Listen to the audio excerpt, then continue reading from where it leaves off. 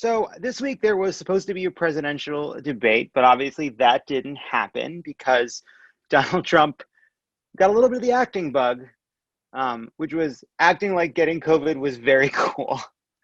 Anyway, he pulled out of a virtual debate because he thought it would make him look bad. Then ABC had said they would use the same time slot for Joe Biden to do a town hall. And then NBC said, we're going to do a town hall with Trump at the same time. And then a lot of people on Twitter were very, very upset about that. And I think probably a bit over-torqued. It was worth being annoyed about, not freaking out about. And what ended up happening is both town halls took place at the same time. Donald Trump did a terrible job. Joe Biden did a great job. The comparison was striking, which is what we would have gotten from a debate anyway. Savannah Guthrie did a pretty great job holding Trump accountable and following up. The whole thing ended up probably being a good thing for Joe Biden and a bad thing for Donald Trump. A little lesson there, I think, which is just because Donald Trump thinks something is good for him doesn't mean it is. We should do our best in these final 2 weeks to think with our own brains and not Donald Trump's brain. That is true when it comes to his efforts to claim he has some say over the election. That is true when it comes to his efforts to say that the results will be rigged and that the votes won't be counted. And I think it's also true about how much Donald Trump benefits from people being exposed to Donald Trump. Anyway, did I say it's time for OK Stop? Let's roll the clip.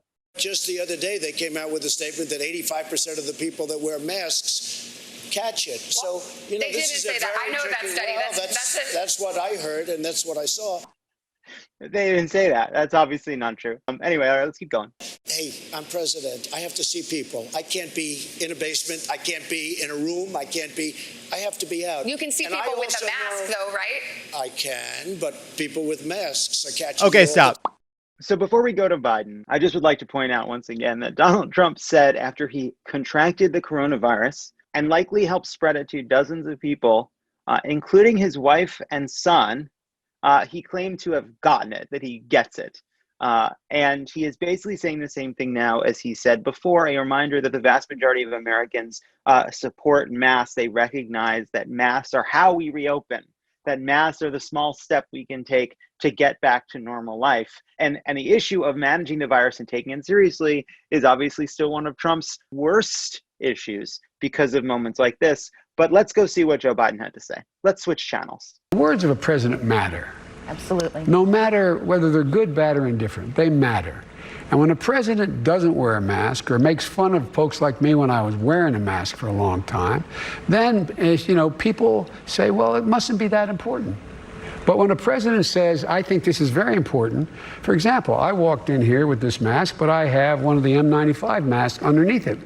It's estimated by every major study done from the University of Washington to Columbia that if, in fact, we wore masks, we could save between now and the end of the year 100,000 lives. So one other moment that happened during this town hall with Trump, it turns out in the debate with Joe Biden, in which Donald Trump made fun of Joe Biden for wearing masks, a debate at which Donald Trump likely had the virus, he basically refused to say that he was tested before the debate. He refused to say that he was tested before he showed up to be in a room with Joe Biden, and that by the grace of God, by sheer luck, we got out of that debate with Joe Biden remaining healthy and not having the virus.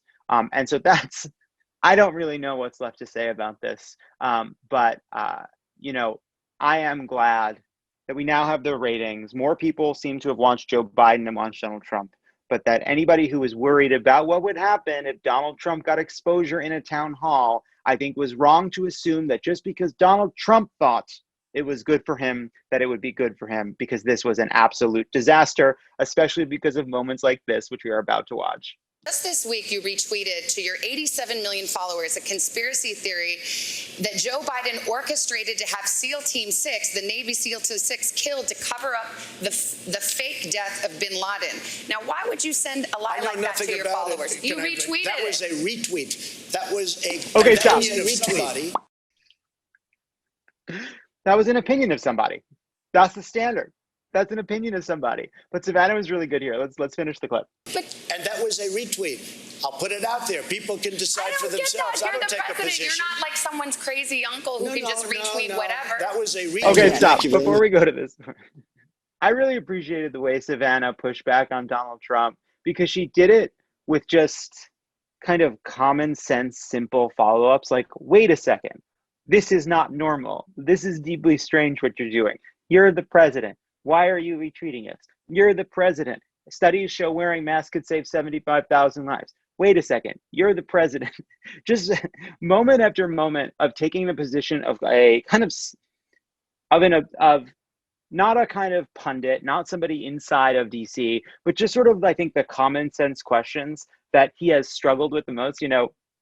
After the town hall was over, the Trump campaign obviously started tweeting about how unfair it was, giving statements about how Savannah was too tough. You see, there was, one of Trump's apologists on Twitter said, "Oh, this is unbelievable. Savannah's being super aggressive," and then over on ABC, it's like we're listening to Mr. Rogers. Like, yeah, that's a pretty good comparison. But then somebody went through and pulled out all the questions that Donald Trump had to answer from Savannah, and there are questions like, why don't you want to wear a mask? Or will you denounce QAnon? They're not gotcha questions.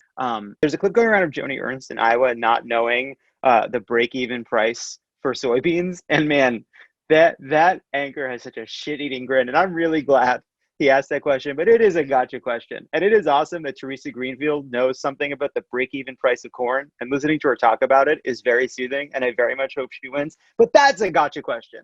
A question where you have to know a specific fact that you might not otherwise know, that's embarrassing to not know, even though it's quite reasonable to not have it on the top of your head. That's a gotcha question. It wasn't a gotcha question when Katie Couric asked Sarah Palin, what do you read? And it's not a gotcha question to ask the president to denounce a bullshit conspiracy theory. It's only a gotcha question because he doesn't want to answer it, because he wants to keep the support of these maniacs despite the harm that it causes. Anyway, let's watch what I think is one of the strangest moments in the history of presidential politics. Let's roll the clip. Good evening, Mr. President. Thank you very much. I have to say, you have a great smile. Thank you. Thank you. So, he does. You're so handsome when you Okay, smile. stop. I mean, just So I saw that happen in real time. And it was one of the most nauseating things I've ever seen. However, then today, we learned that that woman, I believe her first name is Paulette, is actually voting for Joe Biden. And somehow that makes it weirder. Like, I'm glad she's voting for Joe Biden in Florida. She wants to early vote for Joe Biden in Florida. But that means that she doesn't even support Donald Trump. But she thinks he's hot. And I find that incredible. I think it's incredible that, yeah, like, I'm a woman with blood in my veins. I want to make out with Donald Trump. I'm not going to vote for him. Like, yeah, he's like super sexy. We all get that. Like, look at that, look at that killer smile. I want to jump his bones, but not in the White House. That's crazy. Like, I've never put this person in the White House. I just want to like make out with him, like on a couch and cuddle with him, because I think he's so sexy, but he shouldn't be president. I'm voting for Joe Biden, you know? Fuck Trump, marry Biden. Classic position. Classic position.